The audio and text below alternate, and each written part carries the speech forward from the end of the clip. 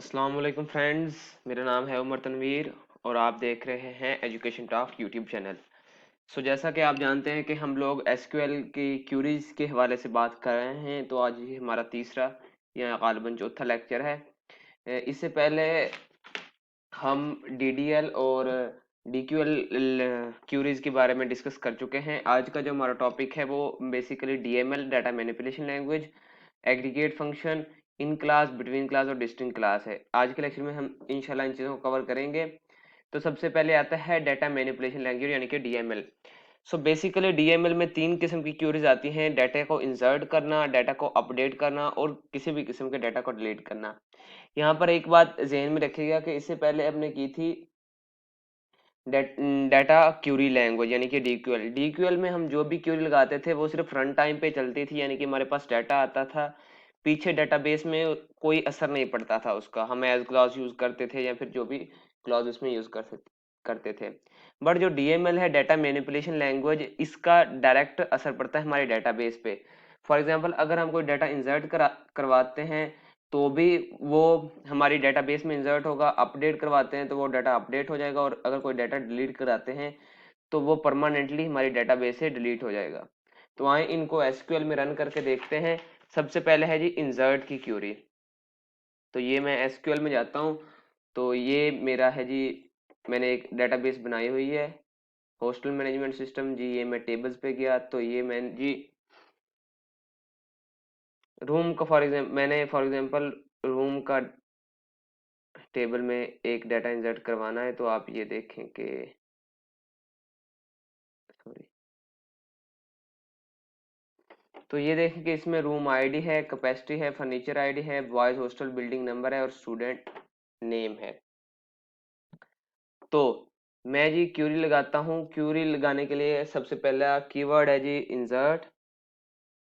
Insert के बाद जी into keyword, किसके अंदर इंसर्ट करना है जी, हमारा टेबल है जी रूम, रूम के अंदर इंसर्ट करना है। उसके बाद आपने लिखना है जो जो कॉलम के नेम दिए गए हैं।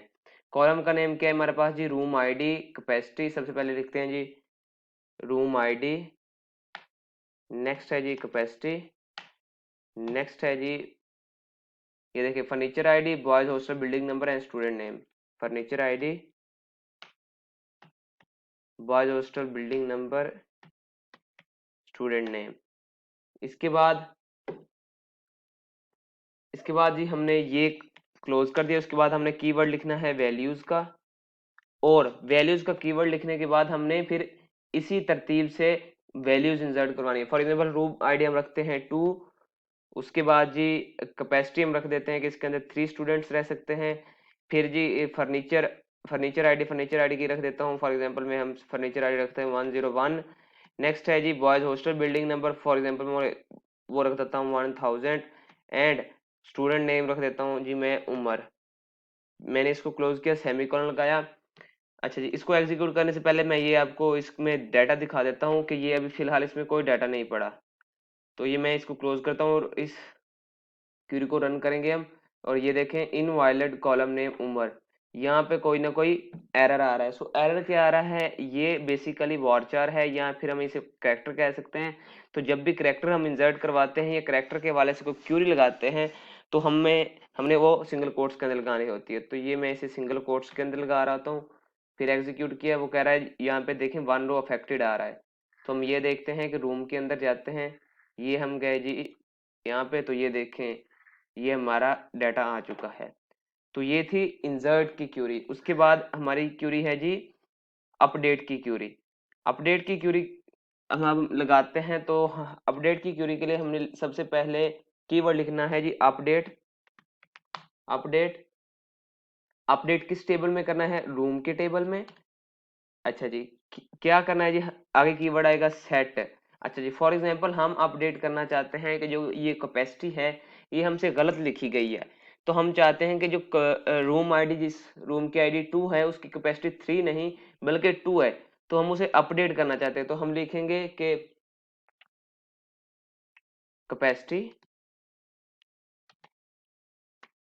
कैपेसिटी इक्वल टू 2, यानी कि कैपेसिटी 2 कर दो, वेयर आगे कंडीशन लिखेंगे कि where room ID is equal to, इसकी रूम आईडी थी 2, तो मैं इसे 2 कर देता हूँ, सेमीकोलन, और ये इसे एग्जीक्यूट करते हैं। तो ये फिर कह रहा है 1 रो अफेक्टेड।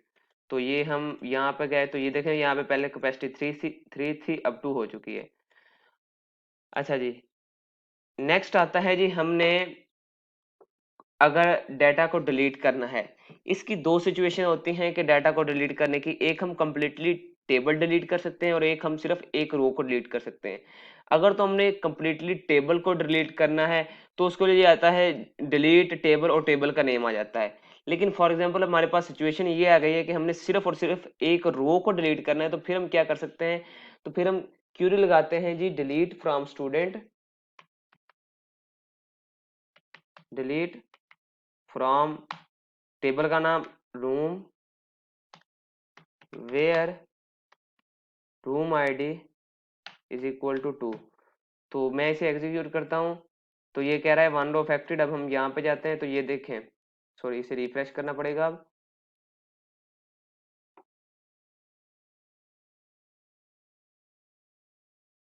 तो ये मैंने रिफ्रेश किया और ये मैं यहाँ पे जा रहा हूँ, तो ये देखें हमारा डाटा अब वहां से डिलीट हो चुका है। सो मूविंग ऑन, नेक्स्ट है जी हमारे एग्रीगेट फंक्शन। एग्रीगेट फंक्शन में एवरेज, सम, काउंट, मिनिमम और मैक्सिमम आता है। एग्रीगेट फंक्शन भी एसक्यूएल में बहुत अहमियत के हामिल हैं। इनकी मदद से हम काफ़ी चीज़ें फाइंड आउट कर सकते हैं। तो इनको एग्जीक्यूट करके देखते हैं। तो ये मैं हॉस्टल मैनेजमेंट सिस्टम में ही ले रहा हूँ। ये मैं एक टेबल ले रहा हूँ स्टूडेंट्स का, तो इसमें मेरे पास 17 रिकॉर्ड पड़े हैं। तो मैं चाहता हूँ कि सबसे पहले हमारा एग्रीगेट फंक्शन था एवरेज का, तो मैं चाहता हूँ कि मुझे ये पता चल जाए कि मेरे जो यानी कि हॉस्टल में स्टूडेंट्स रह रहे हैं उनकी जो एवरेज एज है वो क्या बनती है। तो मैं ये यहाँ पे क्यूरी लगाऊंगा जी, सिलेक्ट कीवर्ड, सिलेक्ट उसके आगे जी एवरेज का कीवर्ड। एवरेज के कीवर्ड में हम लिखते हैं AVG, एवरेज। ब्रैकेट्स के अंदर हम लिखेंगे कि किसके ऊपर, किस कॉलम के ऊपर हमने एवरेज अप्लाई करना है। हमने अप्लाई करना है जी एज के ऊपर एवरेज। तो मैं यहाँ पे लिखूंगा एज। तो कहाँ से जी डाटा है, फ्रॉम स्टूडेंट। तो ये मैं इसे एग्जीक्यूट करता हूँ, तो ये देखें वो कह रहा है जी 20 एवरेज आएगी आपकी। यानी कि देखें आप 21, 20, 21, 20, 22, 20, 19, तो जो इनकी एवरेज आएगी वो कह रहा है 20 आएगी इनकी एवरेज। तो मुझे ये पता चल गया इस क्यूरी के वाले से, जो मेरे हॉस्टल के अंदर जो स्टूडेंट रह रहे हैं वो एवरेज एज उनकी 20 है। सो अगर हम चाहते हैं कि यहाँ पे देखें रन टाइम पे कुछ नहीं आ रहा, प्रीवियस लेक्चर में ये बात हो चुकी है। अगर हम चाहते हैं कि यहाँ पे है तो हम एज क्लास यूज करें, यहाँ पे लिख सकते हैं एवरेज एज। तो ये देखें यहाँ पे आ रहा है एवरेज एज। तो नेक्स्ट हमारा जो एग्रीगेट फंक्शन है वो है जी सम। तो यानी कि अगर फॉर एग्जांपल हम चाहते हैं कि हमें पता चले कि हमारा किसी भी किस्म का कोई अगर एक्सपेंस है वो क्या है, या किसी भी किस्म की कोई चीज़ है उसका सम क्या है, तो उसके लिए ये ज़रूरी नहीं है कि हम बाकायदा एक कैलकुलेटर लें और उसको उसके थ्रू सॉल्व करें। हम एक क्यूरी की मदद से भी उसे सॉल्व कर सकते हैं। तो फॉर एग्जांपल मैं ये हॉस्टल में जाता हूँ, तो आप यहाँ पे देखें मेरा रिकॉर्ड पड़ा है। तो ये देखें मैंने, ये देखें मेरे पास ना होटल का एनुअल एक्सपेंस पड़ा है, यानी कि कितना एनुअल एक्सपेंस है। यहाँ मेरी ये होटल की हॉस्टल की डिफरेंट ब्रांचेस है। तो उसमें अब मैं चाहता हूँ कि मुझे पता चले कि मेरी तमाम जो ब्रांचेस है उनका एनुअल एक्सपेंस क्या है। तो मैं यहाँ पे क्यूरी लगाऊंगा सिलेक्ट सम, आगे कॉलम का नेम क्या है जी, एनुअल एक्सपेंस, एनुअल